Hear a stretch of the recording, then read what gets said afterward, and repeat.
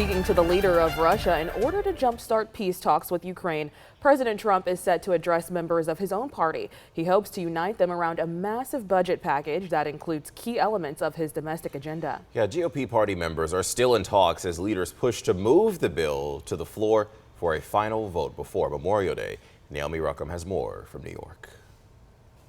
Today, President Donald Trump heads to Capitol Hill to rally House GOP support behind his One Big Beautiful Bill. This will be the greatest tax cuts in history. The package would make his 2017 tax cuts permanent and increase border funding while cutting Medicaid, food assistance, and clean energy spending.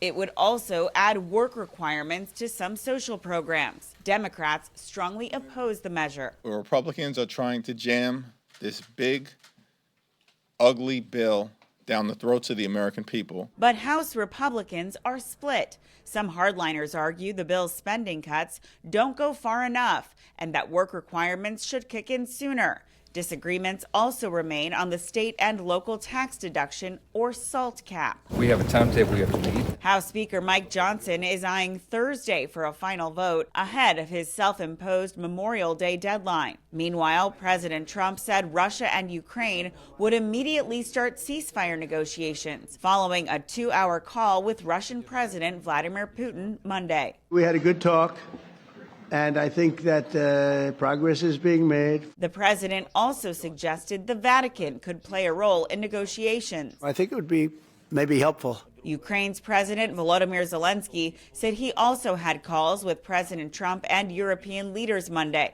President Trump warned that the U.S. could still back away from talks if there's no progress.